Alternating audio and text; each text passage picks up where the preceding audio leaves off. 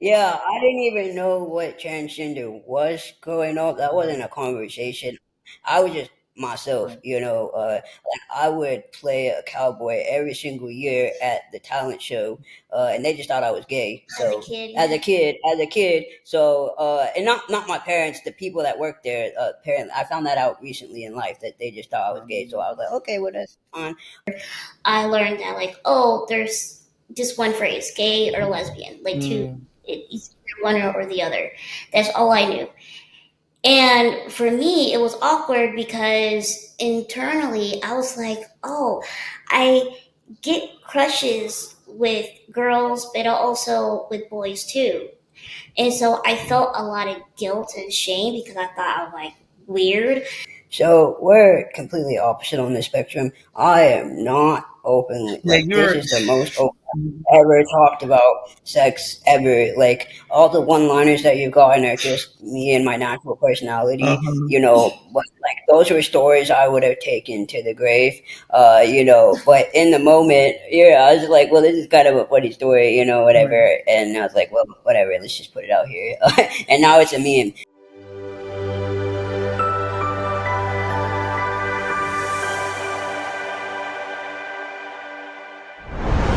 Hey guys, this is Brandon the introvert, and right now I'm speaking with Jay and Pamela, stars of TLC's hit new reality series, Jay and Pamela. So, how are y'all doing? Great. Yeah, we're doing great. Thank you Doing for good. having us. Yeah, of course, of course. Definitely was excited to speak with y'all. So, your series is already being recognized as a pioneering show with two leads with Osteogenesis Imperfecta Type 3. I'm Jay. I'm Pamela. Why did you look at me like that? That was so scary. I'm Jay. I'm 28 years old, and this is my fiance Pamela. I'm Pamela. I am 30 years old, and this is my fiance Jay. And this And is this Cheddar. We were both born with a super rare disorder. Called Osteogenesis Imperfecta Type 3. Damn, we really bad at this. We're awful. So I'm just curious, how did the both of you get your own show, and what made you guys want to do it? So, someone in the music industry actually reached out to me through Instagram, and I always laugh and I'm glad I got that DM because she would have thought it was a A scam, scam. and then she would have deleted it and told me after. So I'm very happy that went to me, and so we had just corresponded back and forth in the DMs, and he ended up connecting us with a production company, the one that we work with now, and then as time went on, it led to us being able to have a show, which is so wild because the process, takes a minute. However, once we got to that moment where they were like, hey, they want to do a show like TLC wants to move forward and greenlight a whole series, it was like, oh wow, like we're really here. And for also, it really was about the representation. I always hear like the saying of like, if not me, then who? And there really hasn't been any shows that have all of the intersectionality that we have being presented. So to get this opportunity, it was a lot of long conversations just about how life would look like and everything that would go with having a show. And we just felt like the reasons to do the show outweighed to not do it, and now we're here. Hmm. So, Pamela, what were your reactions when you found out both of y'all were going to be on the show? Well, once it was a final yes with TLC, first it was like it's an honor and a privilege because not many people get to have a platform and share their story, and it's also it's been a beautiful process. I mean, from the people that we worked with on, while filming to, the production company that we started with. I mean, everyone has been just so passionate about this show since day one. And that helps us and encourage us to, just be unapologetically ourselves, Mm-hmm. because it is a very vulnerable experience. I mean, they are in your home, and like there's no secrets. Like Right. you have, it's who you are. And so we've been very fortunate to have a great team to start out with. Mm-hmm. Um, we have family and friends that are very supportive, Mm-hmm. and we're very grateful that we said yes to this, because uh, the community that been coming out and everything like that has been such an amazing experience to witness as well. Yeah, and I felt the love through, even with the producers, their body language. I could tell they were very protective of you all and very supportive. And you mentioned that supportive, safe environment. Did that have any influence on? Because I feel like y'all were naturals. Like usually with reality series, with the first season, understandably so, some of the stars might be a little reserved, especially with a show like this being on a national platform. Did that have an influence on y'all's, like, we can just be ourselves?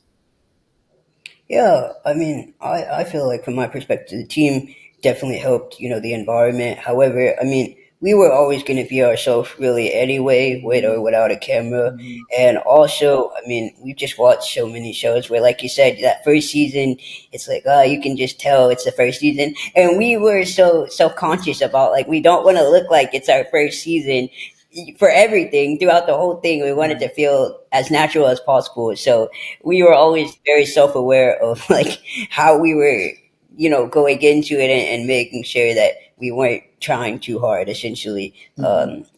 And of course, I'm sure there's moments in there where our nerves or whatever Yeah, kind we of look a little awkward sometimes. look a little awkward. However, for the most part, it's good to know that you at least could see how much we poured into it, of being ourselves and things like that. Mm-hmm. Everything came Yeah, and off. even Oh, go ahead. like, No, go ahead. Go ahead. oh yes, just always checking in with each other, like always checking in with each other and support each other through everything. And also, I mean, all you can do is genuinely just be yourself. I mean, people will have their opinions, but at least we can say for ourselves that we were always authentic. Right. And so that is what matters to us. Is like we did it, Right. and when it's out there, and it's up to the audience to, enjoy it, or, just it's not their cup of tea. Mm-hmm. And I feel like that really translated across screen, because I feel like you all have a following, a really large following on social media, on TikTok. One of my friends was like, "Have you seen Jay and Pamela?" My sister, "Have you seen Jay and Pamela?" So I really feel like you guys are really connecting with people in real time. So it definitely helps with that. So I know on the show, at least as a viewer, you all said that you have been together for 5 years, right? Pamela, according to Jay, you slid in Jay's DMs, and Jay gave you his number. I'm just trying to get the story straight. I'm curious about, how did y'all meet? Like, what was that story? Pretty much.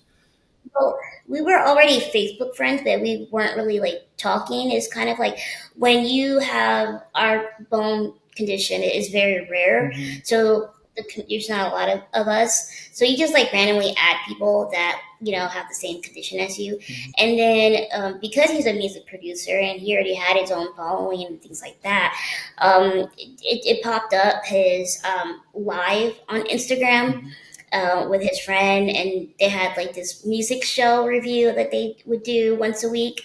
And I'm like, oh, this guy's really funny. I just made this smooth R&B trap beat. Let's get into this beat. Minnie, that's major.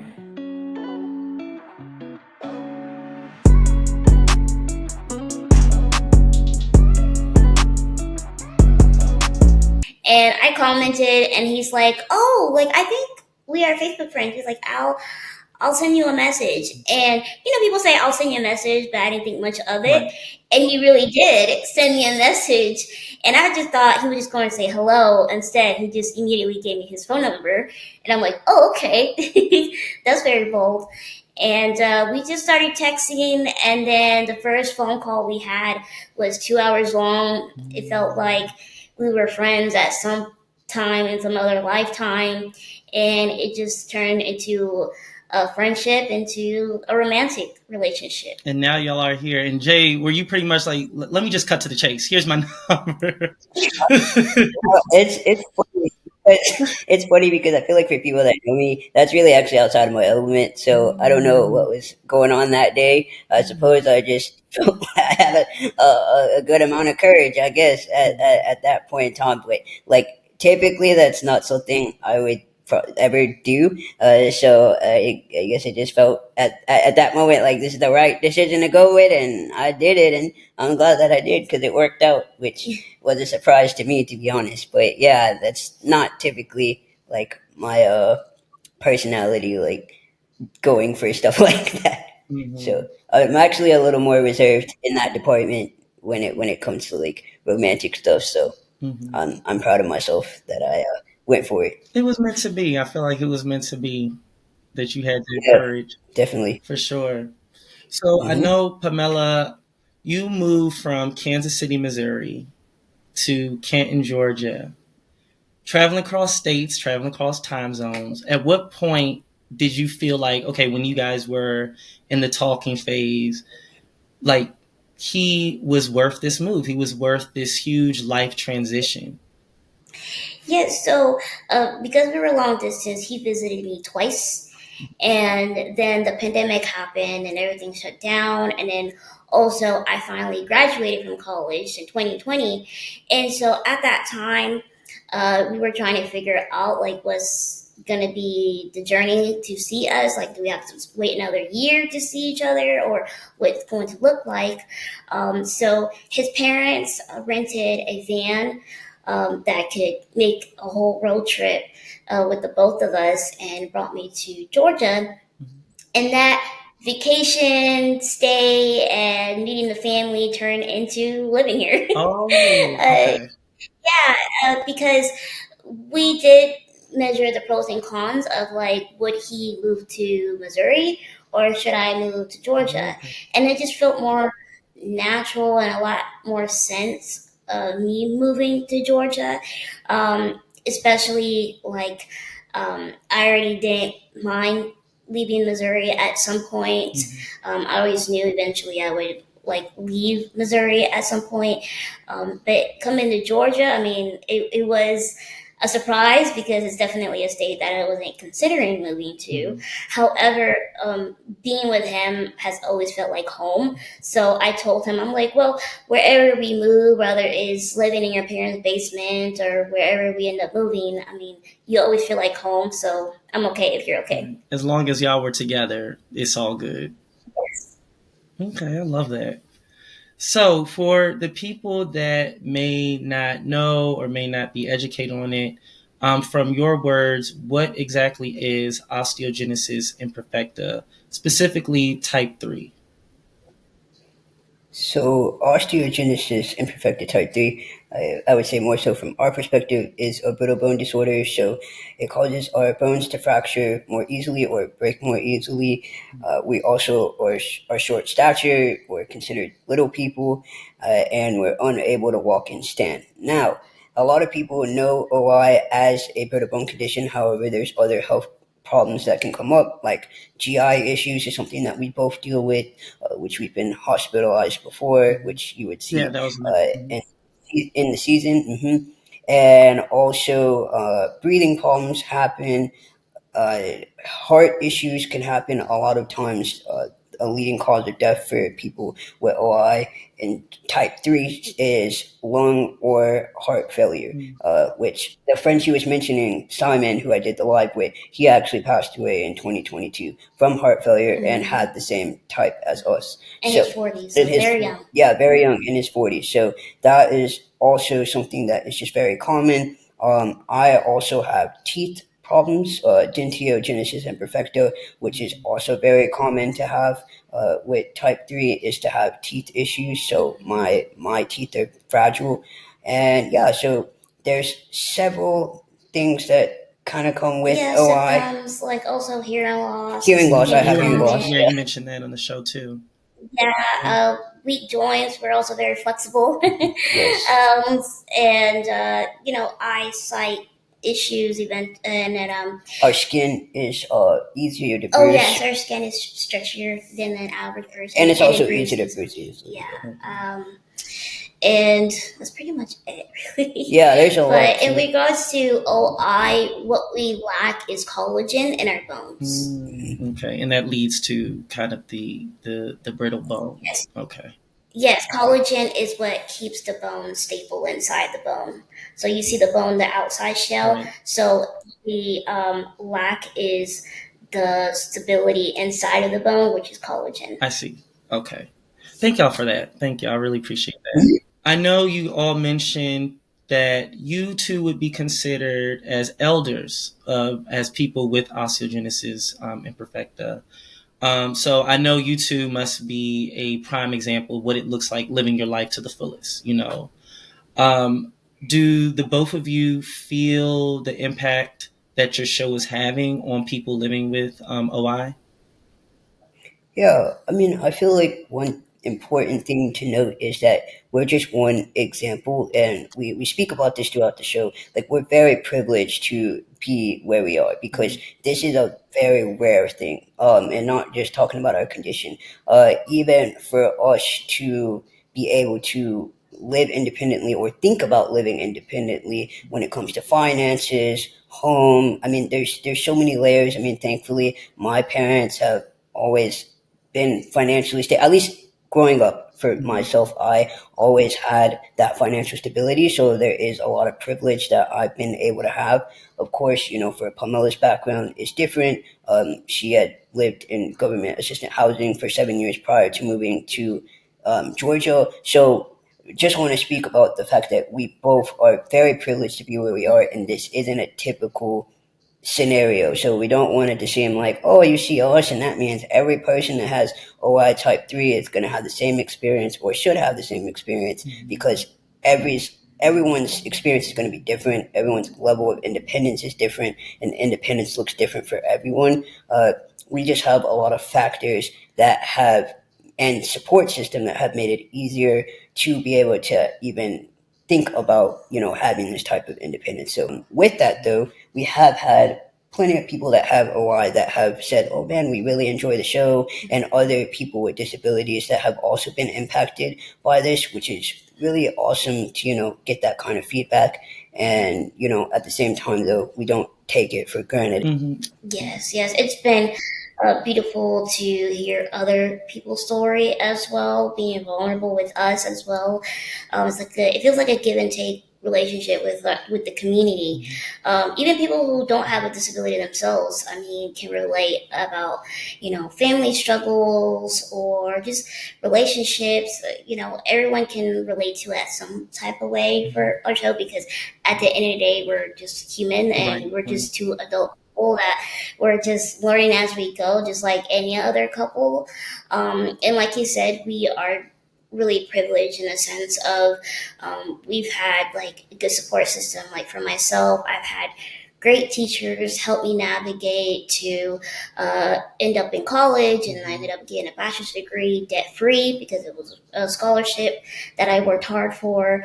However, I did live in government assistance, like he said, because my parents didn't have a wheelchair accessible home like his parents had for him, because they were in a different income tax bracket. So me living on my own as an adult helped me go to college and expand and be independent. And I used to have a caregiver, and now I don't need a caregiver anymore because I have built a lot of life skills to be able to physically do things independently. And again, not a lot of people with disabilities get that experience. So it's just our story of like, this is a possibility for others.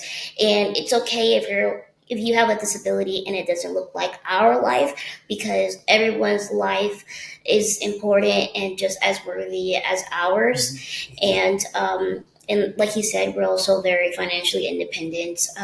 Like, yes, we have his parents for support. Like, like in the home, but we're also very privileged that we are able to work and have a Hmm. career, which also other people don't have that privilege as well. Right. So it's kind of like this is our experience. Hopefully, you guys resonate with Correct. it, but this isn't necessarily the experience of everyone with OI. There's a spectrum of experiences. And I feel like that's the same Correct. in pretty much every community. Like, we don't represent every Right. single body, you know. We can just Exactly. show who we are. Yeah, Exactly. that definitely makes sense. Now, I know you mentioned or you touched on just now accessibility, and I feel like that's been a glaring theme, if you want to call it, through each Hmm. episode.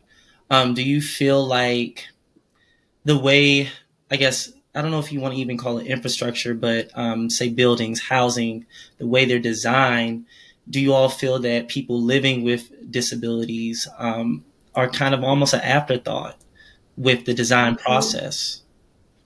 Absolutely. I mean, it's definitely a systemic thing, Mm-hmm. which a lot of us can relate to, how things are set up systemically can impact us in our lives, and especially for disabled people as a whole, we are definitely an afterthought in society, and a lot of times not even seen as human, right? And so our value is always put into question. Uh, and again, I feel like a lot of times we've talked about this. We're really only taken serious when we're seen as like the inspirational trope, right? Like, so when we're able to inspire people, we're great. When we're talking about real issues that impact us every single day, and accessibility affects everybody. When you're not wanting to climb up those 20 stairs and you take the elevator, that is an accessibility tool that you're having access to, right?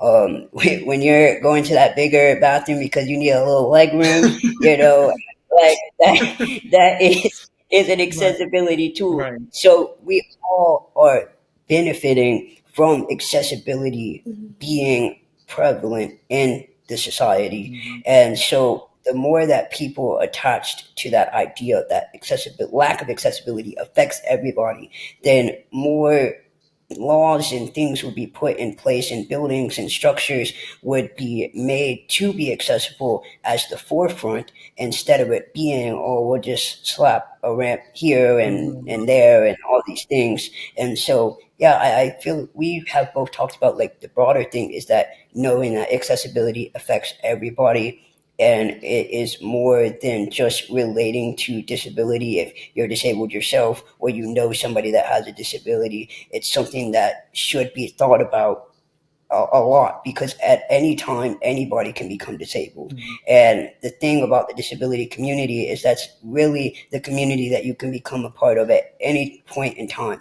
right? Mm-hmm. So And the biggest minority. minority Hmm. population as well. Yes. Now, if we're talking about housing, also, I mean, for an average American right now, you have to have like more than one job Yeah, Yeah. to sustain it's straight yourself. up like that Exactly. That now. so Mm-hmm.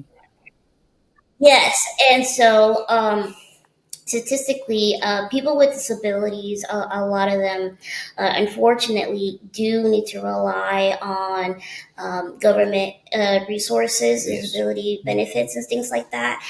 And it's not much. It's not a lot. It's not enough to even cover your regular rent in the No. U.S.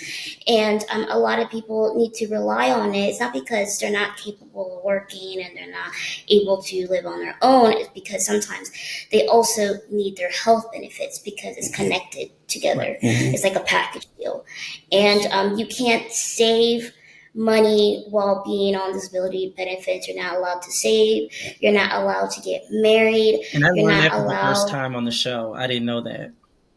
Yeah. Yes, Hmm. and so there's a lot of restrictions, Yes. put on a lot of people with disabilities. Mm-hmm. So, I mean, you have, like he says, a systemic issue of like housing structure, plus transportation is something that we also talk about on the show. Hmm. And then, if you are part of the community that rely on benefits, then you're restricted to do other things. Hmm. And it took a lot of figuring out, and we are risking it in a lot Yes. of ways. We are risking the possibility of something happening because our disability, as we age, things can get harder, and we are risking it being financially, independent and things like that, and losing our benefits. So I mean, it's all connected, and for us, it's just our story, because I've seen both sides. I've relied on disability benefits before, living in government housing to living in a nice home with his parents, and seeing how dramatically different is the spectrum on both sides. And I did feel like, what's it called, survival guilt a lot, survival Yes, guilt, about.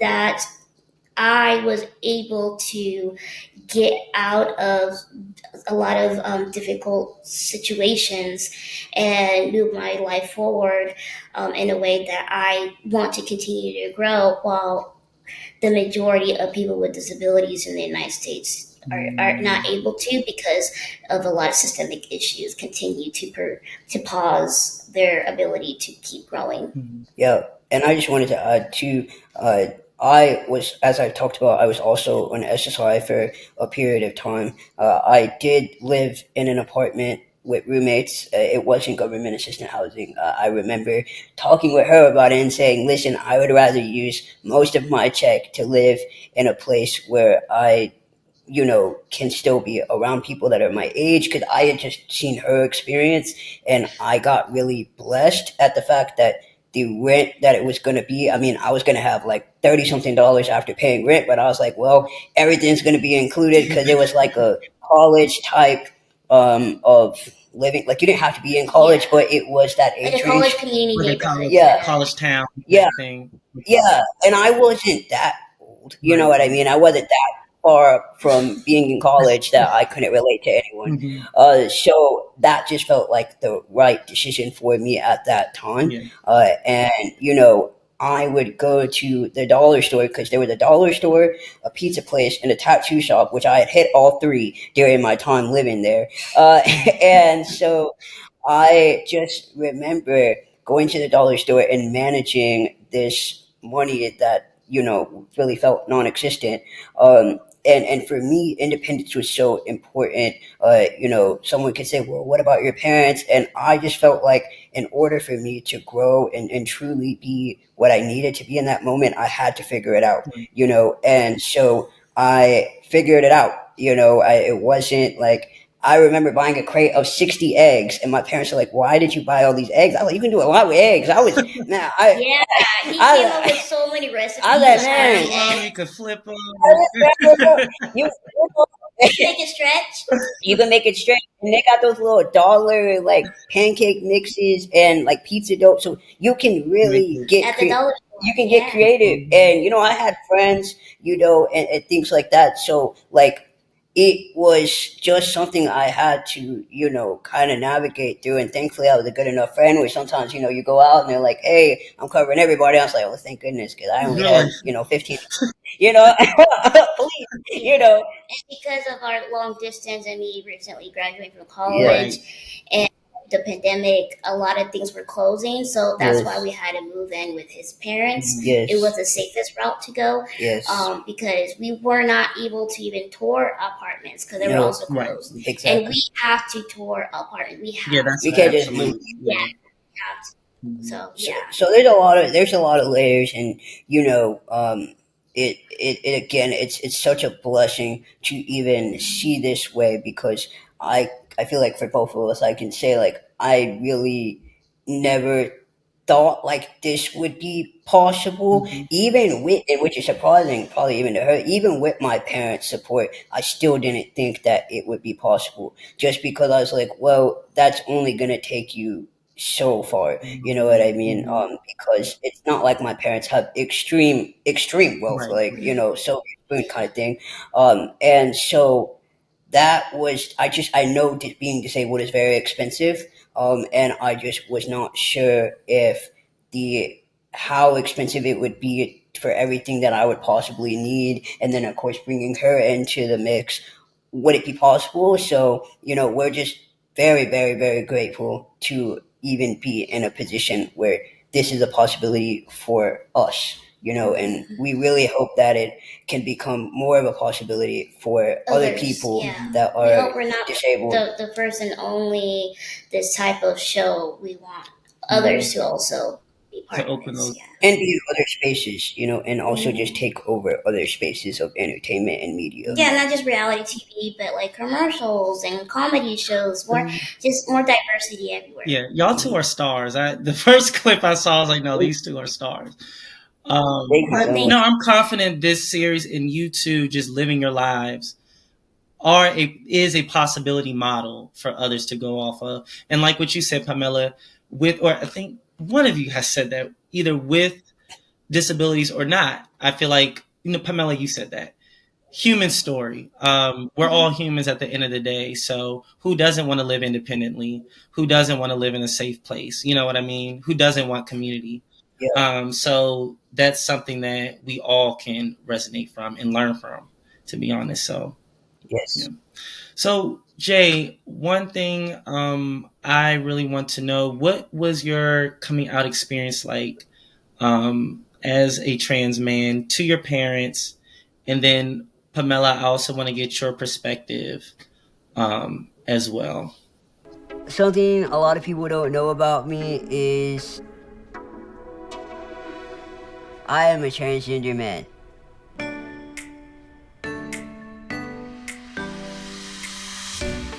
Once I started to realize that I was actually a guy, it was probably somewhere in high school. However, I just didn't have the words to articulate how I felt. I have been out to my family for over 5 years now, and I'm just really grateful that I have, a great partner, and my parents are accepting off the bat. So, my parents have always really been chill. I mean, You seem growing up, and chill. I didn't, yeah, I didn't even know what transgender was growing up. That wasn't a conversation. I was just myself, like I would play a cowboy every single year at the talent show, and they just thought I was gay. As a So kid, as yeah. a kid, so and not my parents, the people that worked there. Apparently, I found that out recently in life that they just thought I was gay. So I was like, okay, well that's fine. And so I was just able to be myself. Like I played with different types of toys, and like I didn't have to play with one or the other. Now I will say, once I got to high school, I feel like they for at least my mom, I think it became more important for her to fall in line with certain roles and structures and things like that. Because as a kid, for the most part, I feel like you're able to be, and not for everybody's experience, but it's cute, right? Oh, he wants to be a little cowboy, and that's adorable, but it stops being adorable once you get to a certain age. Now it's, hey, you got to start wearing these types of clothing and fall in line with these types of societal expectations. So, for me, you're just falling in line. I went to my prom. I did all the things that a good daughter does, right? And so once I got to college, that was my real first time seeing other people being themselves. Because in high school, it's typically weird for everybody. Like you might say, hey, this person is probably gay, but they're like, I'm not gay. And you're like, okay, I'll see this in 6 years from now. And then you see them on Facebook, they're gay or they transition or whatever. And it's just like, again, it's a conversation in school, but most people are not really themselves yet. Like there were only a few people that I knew that were out publicly, in school, but it wasn't a majority, and definitely not transgender. That was like not really a thing at all. It, as far as it went, it's like sexuality, and so once I got to college, I learned about like non-binary and seeing transgender men and seeing transgender women and seeing people who, just didn't fit in any type of label or whatever that looked like. And I was like, oh, this is really coming together for me. And so once I graduated college, because I had cut my hair, I was dressing in more masculine clothes, and that's pretty much like as far as it had gotten during my time in school. And I was in therapy, And I remember, like, man, I'm gonna have to have this conversation with my parents about like where I'm at now, you know. And I came out to them in therapy because I wanted the conversation to be structured in a way where it wasn't super emotionally driven, it wasn't all over the place. I wanted it to make sense because this was going to be, no pun intended, but a very big transition in my life. And I wanted to make sure that someone who had no real emotional bias because it's not them, they could kind of clear things up, you know, if I got which way or if it went left or right or whatever direction. So that is something that felt comfortable to me to have that conversation in a space where just it would go well. So I told my parents, and they were like, "Oh, okay, whatever, you know."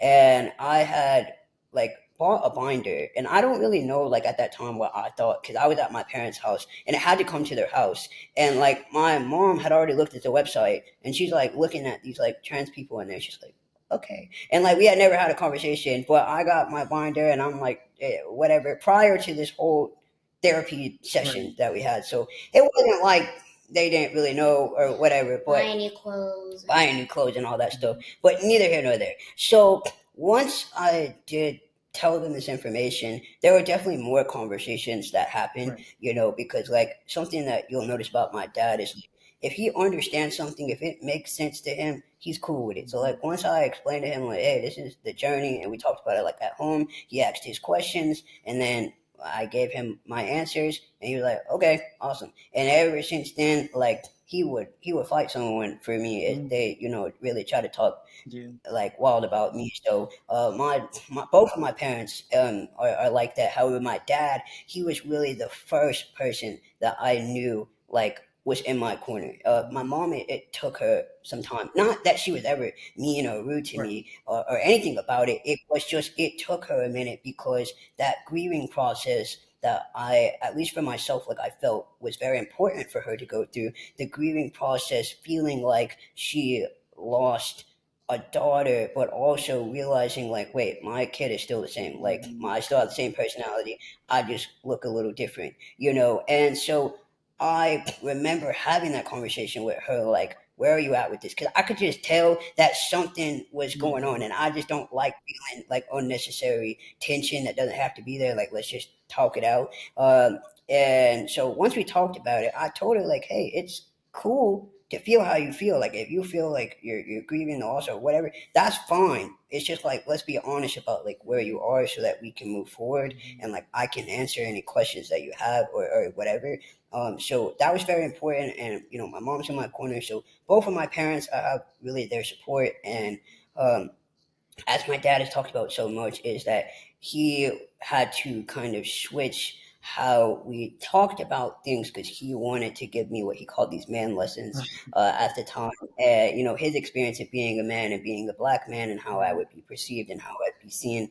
And for myself, I felt like it was very important, not only from a physical aspect, however, I really wanted to know the societal impacts of moving as a man in today's society. That was very important to me. So I would talk to men that I respected and understand their journey. What is it like emotionally to be a man? What is it like? What is it like to financially? How do you, you know, what are these expectations? How has that impacted you? And what will that look like for me? Because a lot of times, unfortunately, you see people talk about how being transgender is this costume, and I always had that in my mind. Like I don't want it to come off like I'm wearing a costume because I this is who I am, and I wanted to understand what being a man looked like for other men that I respected around me, and taking that role seriously, and not taking it as something that I can just, you know, turn off like a switch. And so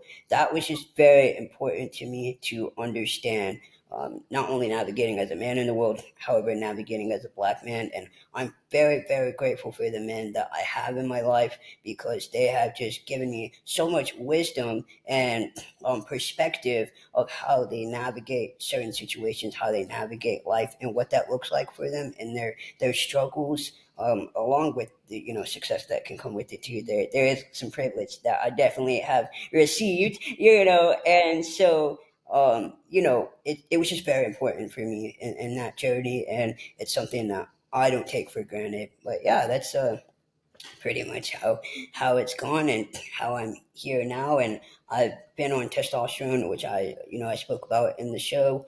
I haven't done any like cosmetic or surgeries or anything like that. I just have good genes because genetics. I mean, this is what I would have looked like if I was born biologically male, at least pretty similar. That's why people are like, you look like your dad, Yeah, So his testosterone levels are now as an average man now. yeah, so it's a journey, and everyone's journey looks different. This is just my particular experience, and I feel like leaning into authenticity, no matter what that looks like, is very important, and it's a freeing thing. I feel like the moment that you're yourself is the moment where you're really truly free.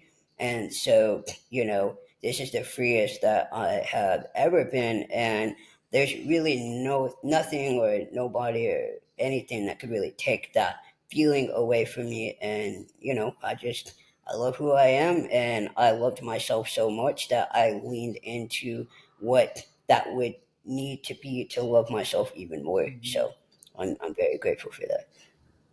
I love that. And I feel like the core of that, especially the core of the dynamic with your family, y'all are very communicative. Like, y'all will, if y'all feel a way, y'all will share it right then and there. But then there is, it's funny, like what you said, there's also a dynamic where your parents, at least as a viewer, y'all, they're very logic driven as well. Oh yeah, Very yeah, logic driven. yeah, Where I'm like, oh, y'all could ease up on them a little bit, yeah, yeah. That's how. So, but I love to hear that. And Pamela, what was your experience like once you found out Jay is a trans man? Well, just from the beginning, growing up, I didn't know anything, like you said, like anything about like the LGBTQ plus community. I grew up in a Catholic household, Mhm. so very traditional, just a man and a woman together and don't have sex until you're married and you have kids. That's when you have Mm. kids and have sex. And however, I only then at a certain point, like in middle school or whatever, I learned that like, oh, there's just one phrase, gay or lesbian, like two, Mm. it's either one or the other. That's all I knew. And for me, it was awkward because internally I was like, oh, I get crushes with girls, but also with boys too. And so I felt a lot of guilt and shame because I thought I was like weird. And so I just didn't talk to no one about it. Even though I had friends who were coming out as gay or lesbian, because I had all types of friendships, to me, I was like, well, I'm weirder than them because I'm like, I'm not gay or lesbian. I don't know what I am. I seem to like both genders. So I'm like, I don't know what's going on. So I just didn't talk about it. I didn't. Um, and then in college as well, like he said, I learned a lot about intersectionality and different words and learning about also the history, like Two Spirited and all of that. And I was like, oh, okay, like I'm not weird or anything like that. I just, I love who I love. Like whoever I fall in love with, that's okay. But I never came out to my family. My siblings always kind of sort of knew. They told me, not that long ago, they said, yeah, we kind of knew you were, you also liked women, and then that we just never talked about it or whatever. Um, and I respect them for that they never told my parents or just gave me the space to figure out myself and not, add more shame to it. So I really appreciate that from them. And when it came to meeting Jay, I was already just comfortable in who I was at the time. So when I learned about him, I wasn't sure about his gender identity at the time because he's gone viral before, and I remembered him a certain way, and I'm like, maybe he has a twin out there or something like that. I was confused, but Yeah. at the same time, the conversation will just come up naturally, and as the conversations went on, and he was like, we would be on the phone, and he's like, "Oh, give me a second, I need to put on my testosterone," and I'm like, "Huh?" And like in my head, I was like, "Okay." Yeah. And so yeah, and things like that. And then I don't know how the conversation went, but I think I was like, "Oh," and then he's like, "Oh yeah, I've been transitioning for like a certain amount of time or whatever," and I'm like, "Okay," Yeah. and Yeah. always honest though. Yeah. And I always thought she was junior because, like, to be honest, we had already been Facebook friends. So, like, in my head, it just never clicked. Like, Yeah, we and had, I also thought I was bugging too because I'm like, oh, yeah. maybe I forgot something too. Yeah, And because we had been friends prior to me starting my medical and social transition. So I didn't really think of it as like a conversation again because I was like, oh, she already knows because we were already Facebook friends prior to me doing any type of like social changes or anything. So I was just like, okay. And then when I realized that she had not a clear confirmation that I was transgender, I was like, oh, dang, like because I don't ever want to come off as they say like tricking someone or trying yeah, to and we were just friends at the time, so yeah, it wasn't a big deal. I'm like, okay. yeah. So that was my biggest thing. I just both of us we're not on the same page of who We knew talked what. about it right away. It sounds like Yeah. he didn't tell me for a long time. It No. was like literally within like the first 2-3 days we started talking. Yeah, it was very quick. Yeah, it was Okay, pretty quick. cool. And he was always honest with me. Yeah, he's always been very honest with me, and it's been an honor and privilege to be by his side through everything. Because I met him when he just kind of sort of started testosterone. I He was was 3 weeks in. yeah, just 3 weeks in, and how his parents were trying to navigate through it all. And then when he got his things changed legally, it was exciting. I helped him get ready with his suit and everything like that to go to court, and it was just like a whole celebration day, to get his name changed legally and gender marker and everything like that. So since the beginning, it's been just nice to see him grow more into himself and loving himself more. Because when I met him, he was a lot more self conscious, and now he's more unapologetically himself. Like he's a lot more comfortable in his skin, and I'm just so proud of him. Like the person that he has become, and like from meeting him to now, like he's my inspiration too. So I love from what I understand, you said so you guys were dating within the first 3 weeks of your transition, Jay. Oh I'm no, we sorry. were just You were friends. just friends. Yeah, Okay. no, Okay. I just wanted to yeah, get we that were friends. clear. Okay. No. We were friends. We were friends between that time. Okay. We didn't start dating until like May. So we started talking on March 28th of 2019, and then we didn't make it official until May 20th of 2019. Okay. So it wasn't that long after, Yeah, it wasn't. but Yeah. But I love how you were there for him, Pamela, for these huge like life moments and life milestones, and you were there to. Y'all are very supportive of each other. That's the vibe I always get when I was watching the show. So thank you. yeah, of course. So basically, y'all like talking about your sex life. Y'all are very open. Y'all are very transparent about that, and I love that. She's the freak in the sheets. One time when we had an intimate moment, she threw me against the wall. I was not expecting it. So I just want that to be known. She is a freak in all the sheets, every sheet, every layer. I had to get some meds. So yeah. And it was really cool to see you guys talk at a sex conference. Yeah. Do you guys like? Is it something that just comes natural, or is it more so? You know what? We want to help normalize the experience of sex when it comes to people living with disabilities, or maybe even both.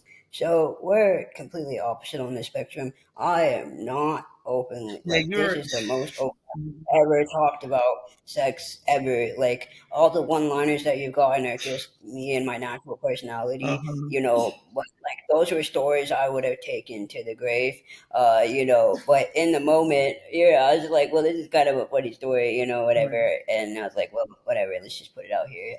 And now it's a meme. So, for me, I was not necessarily a person that talked about sex or anything. I mean, Pamela is the first sexual partner that I've had, Mhm.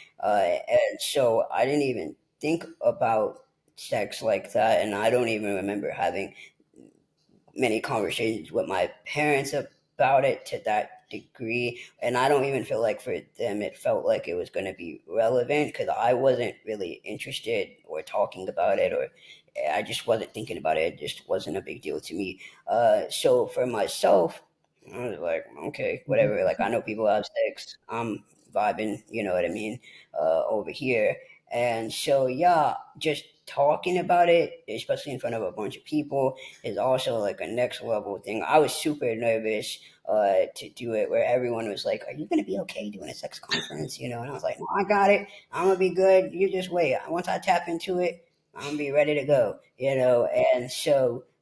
For me, it felt very liberating, honestly, to talk about sex, especially as a disabled person, and being able to talk about my experience, and then, of course, with the intersectionality of being a trans man and how I navigate my body and navigate sex and all these different layers and things like that. So, for me, actually doing that experience of going to a whole sex conference and seeing a variety of different people and just everything was overstimulating. However, at the same time, definitely worth going to Mhm. and navigating for sure.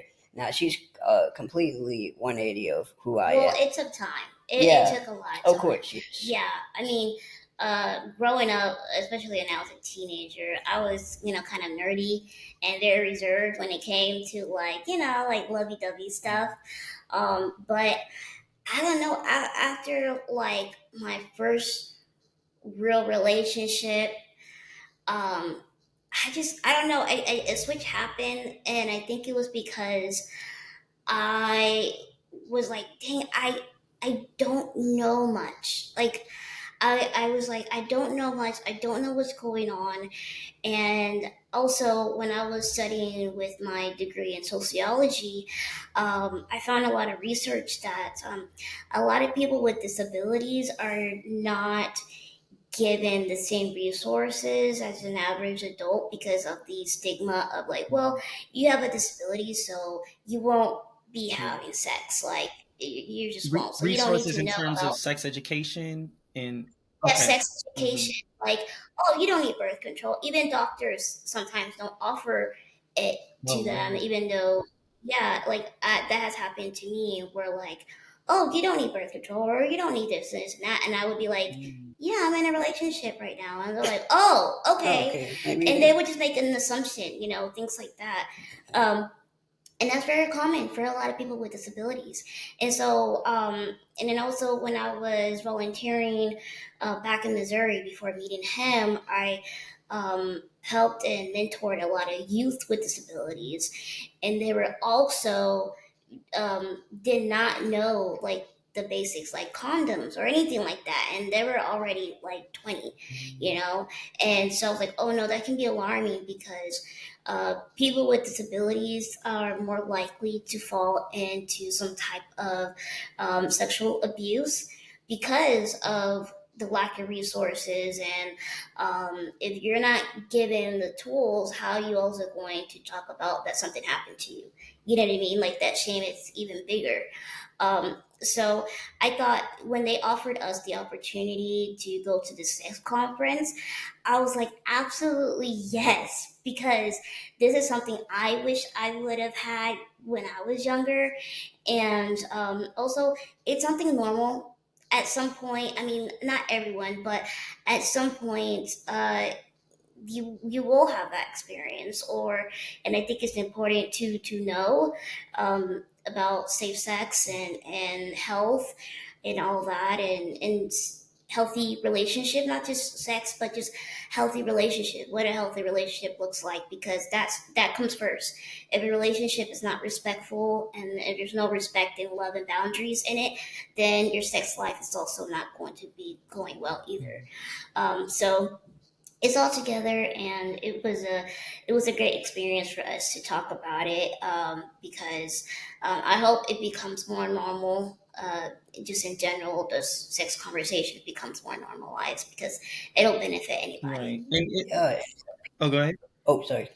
Oh, and I was just going to say that people are able to express themselves because there is a difference between like disabled people being sexually expressive versus able-bodied people, especially if you look online how people are perceived. And so, these conversations are just important to have. And, also, even as we mentioned in the sex conference, like asking invasive questions or, seemingly invasive questions is in this space, fine to ask us about sex, but when we're at the grocery store, those are not the type of questions. And so Yeah, we want to make sure that we note that too, because in our experience, it's very common for people to just ask us anything that's on their mind about whatever they see yeah, out uh, in public. And I had to out in rewind public. that part where Pamela, you were saying that like people coming up in the grocery store and saying, I was like, did I hear that right? Like people actually like do that. Yes, Yeah. Yes, I mean, it's always been like that, even since I can remember Wow. as a kid. Getting asked the most random, weird, inappropriate questions. And even when I was then a teenager, grown men would ask me very Mm, invasive questions and things like that. So yeah, like we always say, we're humans too. So just, yeah, just because we freely talk about our lives online and on the show, we also are humans. So there's like a time and a right. place for yeah. certain Exactly. conversations. And also, you can't confront everybody. I mean, I know there, even if you look in like the bowling scene and we had, someone staring at whatever, there's not going to always be an opportunity to confront someone. And one, it's not always safe, right? You don't know where people's minds are. So to say like, hey, stop staring at me, or I'm, going to say this to this person, that might not be safe, especially for us. We're in a very vulnerable position physically. So unfortunately, a lot of times, although in my head I'm like 6 feet tall and I'm, fighting, I know, and for both of us, we know that there are just certain times where that conversation is not going to be able to present itself in the way that we'd like to, due to safety. And obviously, having a life is more important than me getting out my frustration on somebody Yeah. that's being rude or ignorant. But yeah, I mean, I always like to say, like, we're not museums, so don't feel like, you can just touch us or, come up and just ask questions. And we're always going to be in a space to educate because we're still human beings. And so, it's not to say that we will never answer questions or that we don't answer questions. There just may be times and points where we don't feel like educating, and that I'm sure a lot of other people that have disabilities could feel the same way in that regard, that it just will really depend on the circumstance and respecting however that goes. Hmm. Yeah, I agree. And I mean, besides it being informative, the sex conference did look fun too. It It was was, Yeah, it it was was a fun. it looked really fun. Um, but okay, so do you guys have any words of encouragement, words of support for any Black and Brown queer viewers with disabilities that will be watching the show? You want to go first? Or? You go ahead. Okay, well, here is one. He It's said, it's "I'm so ready." interesting because listen, I just posted a video about this, about saying that people will find reasons not to like you for whatever reason they deem fit, and that you have to lean into who you are, no matter what that looks like. And that still is a fact of today. There are people who will not understand you. However, you were not born to be understood by other people, Mhm. right? You were born to be whoever that looks like for you. And, I have said this even with the show. There are people that will not agree with the fact that I am, who I am. And that is what it is. I mean, I exist and you exist, and your existence is not it's not a debate, right? You're here. You. I can say, "Hey, Brandon, I see you right there." I can't say, "Well, I don't agree that Brandon doesn't exist," because you're right here on the camera with Right. me, And so, at the end of the day, me personally, I don't look for people to agree with whatever, because I'm still gonna live my life, and I feel like for others, living your life is so free, and there's a lot of people in the world that are not truly free, and there's not going to be anything that you can say or do a lot of times to make people be as free as you are. However, don't dim your light, don't make yourself smaller for other people's comfort, because you're never going to be comfortable. You're never going to be free if you do that. And at the end of the day, like, you are valuable, you are important, and you have a reason to be here. And I mean, I always say, like, pick a struggle, because there's so Yes. much intersectionality and layers. But at the same time, even through that struggle, there's strength and there's worthiness that I know that I have, and that the person watching this has. And finding that community, whatever that looks like, if you have to have a chosen family, and things like that, then do whatever you need to do, as long as it's safe, and not harming others and harming yourself, and kind of thing, to do that, and be you, because all you can do is be you. All we all can be is be who we are, and whatever that looks like. So I would just say, keep going, keep going. Do it scared, do it when times are hard, but at least keep going, and know that you're not alone. Because I used to feel very alone, even with other people around me. I felt like Mm. I was just the only person existing, in this space, and navigating these thoughts and these feelings.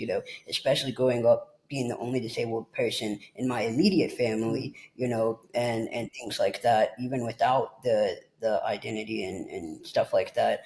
So I already had enough going for me, and then adding to that, it felt like, so, there were a lot of times where I felt alone, and I had to create my own, relationships with people who could relate or understand, or educating myself on different things. So, just knowing that you are a valuable person, and you're meant to exist, and nobody can take that away from you. No law, no nothing. You know what I mean? Nobody can take away who you are and who you're meant to be, and you're meant to be here.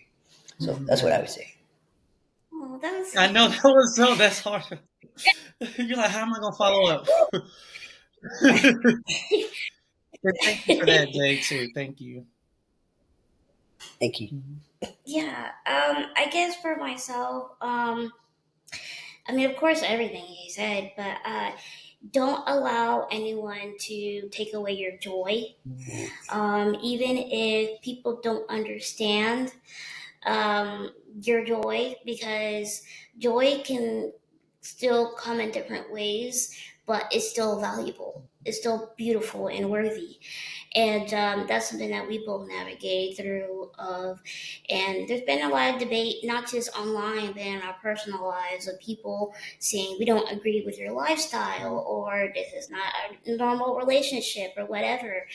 And putting a show out there and everything like that.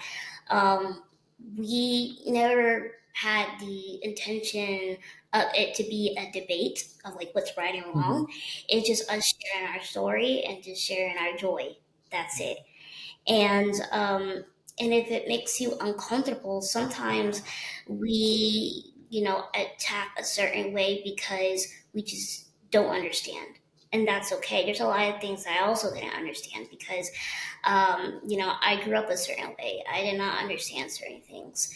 And now that I like allowed myself to like look in within and everything like that, now I am more open minded. So for us, we're happy.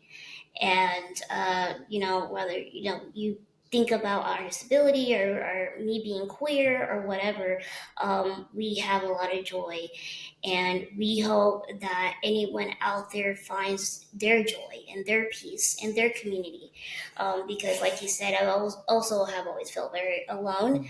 Now more than ever, try to find your community, try to find your why every morning to wake up and encourage yourself to keep going, because it's not always easy. Whether you have a disability or not, whatever community you're part of, it is Life not is easy. hard.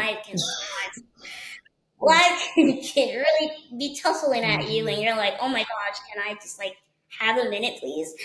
And so to try to find some type of joy and peace and find someone to lean on. And yeah, we're very grateful about the things we've been able to do as a couple, Mhm. as individuals, and everything like that. Uh, and I know that it's easy to tell someone also of like, just be yourself, just be yourself. But I do acknowledge, because I've been there, that it can be unsafe Hmm. to be yourself. Mhm. So if right now anyone that's listening or reading or this, be safe first. Hmm. Safety is important, and try to find a way to get out of that environment so you can be able to be authentically yourself. Mhm. Because that's what I had to do. I had to wait until I was paying my own bills to be able to, be able to be free and all that stuff. So yeah, try just don't give up, because it can be hard, but it doesn't mean that tomorrow will be the same. And don't be ashamed if you can't get to that place. If things are set up in a way where it would be unsafe for you to do so at any point, if there's not a way that it can happen for whatever reasons, don't try not to carry that shame either, because it's not your fault. So if you can't get to that place, then you know just know that even if you're not able to show it, that we through the You still screens, have a you community, still have and a you're still community, valid. and you're still valid. So Thank y'all for that. I think that's going to touch a lot of people for sure. For sure, for sure. So from my understanding, how many episodes do you guys have left? we have, okay, well, it'll have 3 more 3 three episodes. more more episodes, yeah, episodes. because the fifth episode. Okay, before we end, should we be on the lookout for anything for these next 3 episodes? The next episodes, I know you guys can't give away too much. Listen, what you should look out for is more real conversations and experiences, and it's gonna be great. I'm pumped. Like Yeah. every time I look at the trailers, I'm like, ooh, we Yeah, getting now we're gonna. getting to the meat and Okay. potatoes on Hmm. putting it all together. It'll Yes. all start coming together Mhm. Hmm. of why you're like, huh? If you have certain questions at the beginning of the season, now you're gonna get Getting your answers. answer. Okay. You're gonna get a lot of answers. It's exciting stuff. Definitely exciting stuff. Yeah, Okay. a lot of it'll be bittersweet. Bittersweet. Okay. Okay. Not bittersweet, huh? That's No, all. because it's gonna be the last episode is gonna be so exciting, and they're Yeah. gonna be like, oh, it's over, the season is over. Yeah. So that's what I mean by I see bittersweet. what It's you like Yeah. mean. Yeah. the last episode you might want more, and it's like, dang it, Yeah, that's that's that's it it. for season one. Maybe I have to wind it back to episode 1. Yeah. Yep. So y'all be on the lookout for that. 3 more episodes left, and the season finale is on April 22nd. April twenty Correct. second. Okay, perfect. So I want to say thank y'all so much for sharing y'all words of encouragement, sharing y'all experiences, sharing information Yes. about the show. I'm really excited for these next 3 episodes. I'm really excited to see the impact. It's already making an impact, but this is such a historical show that I know it's going to be talked about for a long, long, long, long, long, long, long time. So thank y'all again. Thank y'all again for your time and patience Yes. as Thank well. you. We really appreciate it. Of course. Mhm. Thank you for this Thank opportunity. you so much for Yeah, having of us. course, of course.